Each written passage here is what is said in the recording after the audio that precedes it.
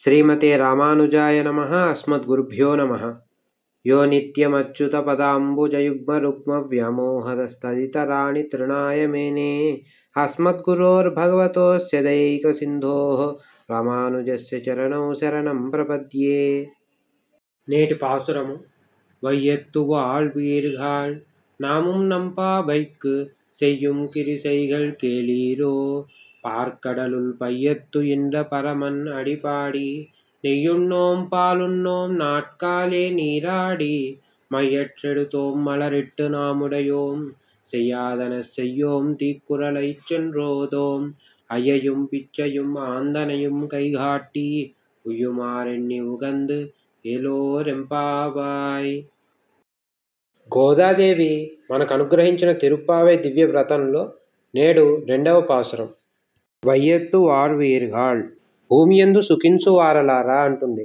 అంటే పరమాత్మ నరునిగా జన్మించి ఎటువంటి గొప్పతనాన్ని కనబరచకుండా స్వామి యొక్క సౌలభ్యాన్ని సౌశీల్యాన్ని అనుభవించడానికి ఉచితమైన గోకులంలో జన్మించిన గోపికలారా అంటుంది. నం పావైక్, మన వ్రతమునకు. ఎటువంటి వ్రతం మనది? కేవలం పరమాత్మ అయిన శ్రీమన్నారాయణుని చేరి ఆయన వద్దనే నిత్య కైంకర్యం చేయాలి అని చేస్తున్న వ్రతం. ఆ వ్రతానికి చెయ్యం కిరిసైహళ్, చేయవలసిన క్రియలు. మనకు ఎలా అయితే ఒక ఔషధాన్ని సేవిస్తున్నప్పుడు పథ్యాపథ్యములు చెప్తారో అలాగే ఇక్కడ మనకు కృత్య అకృత్య వివేకాన్ని అనుగ్రహిస్తుంది గోదాదేవి. అంటే చేయవలసిన పనులు, చేయకూడని పనులు. కిరిసైహళ్ అంటే క్రియ అనే సంస్కృత పదమే ఇక్కడ కిరిసై అవుతుంది. అటువంటి పనులను కేళీరో, వినండి అంటుంది. ఏ విధంగా అయితే హనుమంతుడు సీతాదేవికి రామకథను చెప్పే ముందు సంశ్రవే మధురం వాక్యం అని చెప్పినట్లు అన్నమాట. పార్కడలుల్ పయ్యత్తు ఎండ్ర, క్షీర సముద్రమునందు పయ్యత్తు ఎంతో సుఖముగా నిద్రించువాడు. ఉరంగువదువోల్ యోగశయ్యం పెరుమాల్ అని అంటారు ఆళ్వార్లు. అంటే త్రిజగద్రక్షణ చింతన చేస్తూ పాలసముద్రం పైన పాముల ప్రక్కపై యోగనిద్రలో శయనించే స్వామి అని. ఈయన్నే వ్యూహమూర్తి అంటారు. కిందటి పాసురంలో పరవాసుదేవుని తలచినట్లే ఈ పాసురంలో వ్యూహమూర్తిని స్ఫురింపజేస్తుంది. అంతేకాక కృష్ణావతారానికి మూలకందమైన వాడు కూడా ఈ క్షీరాబ్ధినాథుడే. అందుకే నాగపర్యంకముత్సృజ్య యాగతో మధురాం పురీం అంటారు. అటువంటి సర్వేశ్వరుని యొక్క పరమన్ అడిపాడి, ఈయనను కాదు ఆయన యొక్క పాదాన్ని కీర్తించాలి అని చెప్తుంది. నెయ్యున్నోం పాలున్నోం, నెయ్యని పాలను భుజింపరాదు. అదేమిటి, తాగరాదని కదా గోదాదేవి చెప్పాలి అంటే వ్యాఖ్యాతలు వివరిస్తారు. గోకుల వాసులకు పాలు, పెరుగు, నెయ్యి యొక్క రూపము, రుచి గురించి తెలియదట. ఎందుకంటే అవి చేసేసరికి లేకపోతే తోడుకునేసరికి కృష్ణుడు వచ్చి ఆరగించి వెళ్ళిపోయేవాడట. కాబట్టి వాళ్ళకి అవి ఘనమో ద్రవమో కూడా తెలియదట. అందుకే వాటిని తినాలి అనాలో తాగాలి అనాలో కూడా వారికి సందేహమేనట. అంటే ఇక్కడ కేవలం పాలను పెరుగును స్వీకరించమని అర్థం కాదు, పరమాత్మయే వీటికంటే ఎంతో భోగ్యమైన వస్తువు అని. కాబట్టి మాకు వాటితో పని లేదని. కానీ మేము ఉదయాన్నే లేచి స్నానం ఆచరిస్తాం.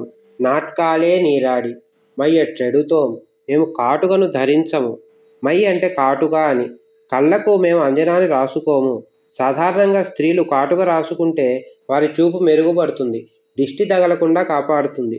కొన్ని అంజనముల ద్వారా మనకు కావలసిన నిధులు కనిపిస్తాయట. కానీ మేము దానిని ధరింపము అని చెబుతుంది.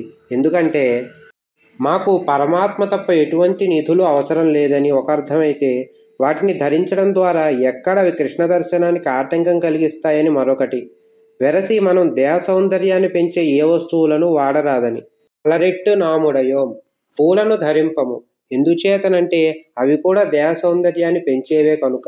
అంతేకాక ఇక్కడ నామ్ ఉడయోం అంటుంది. అంటే మేము ధరింపము, అంటే స్వామియే వచ్చి మన వ్రతములకు మెచ్చి మనల్ని స్వీకరించి మనకు ధరింపజేయాలి అని చెప్తుంది గోదాదేవి. చెయ్యాదన చెయ్యోం, పెద్దలు చేయని పనులను ఆచరింపము. అంటే ఈ వ్రతం కేవలం వీరు కల్పించుకున్నది కాదు, అనాదిగా పూర్వులు ఆచరిస్తున్నది అని స్పష్టం చేస్తుంది. అంతేకాక కృష్ణుడు భగవద్గీతలో యద్యదాచరతి శ్రేష్టః తత్తదేవేతరో జనః సయత్ ప్రమాణం కురుతే లోకస్తదను వర్తతే అంటాడు. అనగా ప్రపంచంలో శ్రేష్ఠులైన ప్రపన్నులు ఈ వ్రతమును ఆచరిస్తే మిగిలిన వారు కూడా ఆచరించగలరని చెప్తుంది. ఈ కురలై చంద్రోదం, కటువైన భాషణములను ఒకరి మీద ఒకరు చాడీలు చెప్పరాదు. ఇది సీతాదేవి మనకు నేర్పిన ధర్మము. లోష్టమర్ది తృణచ్ఛేది నఖకాది చయో నరః స వినాశం వ్రజత్యాసు సూచకో శుచిరేవచ. పనిలేక మట్టి బట్టలు చితుకువాడు, గట్టి పరకలు త్రుంపేవాడు, తన గోళ్లతో పండ్లను కొరుక్కునేవాడు, కొండెములు చెప్పువాడు అంటే చాడీలు చెప్పువాడు అని ఆచార విహీనుడు నశిస్తారు. కాబట్టి ఈ వ్రతమును ఆచరించడం ద్వారా ఈ కోవకు చెందము అని చెబుతుంది గోదాదేవి. అయ్యయుం పిచ్చయుం ఆందనయుం కైహాట్టి ఉయ్యుమారెన్ని ఉగందేలో రెంపావాయ్. పాత్రత కలిగిన వారికి చేయదగినంత దానము చేసి బ్రహ్మచారులకు సన్యాసులకు యథాశక్తి భిక్ష నొసగి ఇవన్నీ మనకు ఉజ్జీవన మార్గములు అని నమ్మి వీటన్నిటినీ సంతోషముతో పాటిస్తూ ఈ నోమును కొనసాగించాలి అని మనకు ఉపదేశిస్తుంది గోదాదేవి 2వ పాసురంలో. స్వోచ్ఛిష్ట మాలికాబంధ గంధబంధుర జిష్ణవే విష్ణుచిత్త తనూజాయై గోదాయై నిత్యమంగళం. ஆண்டாள் திவ்ய திருவடிகளே சரணம். ஆழ்வார் எம்பெருமானார் ஜியர் திருவடிகளே சரணம்.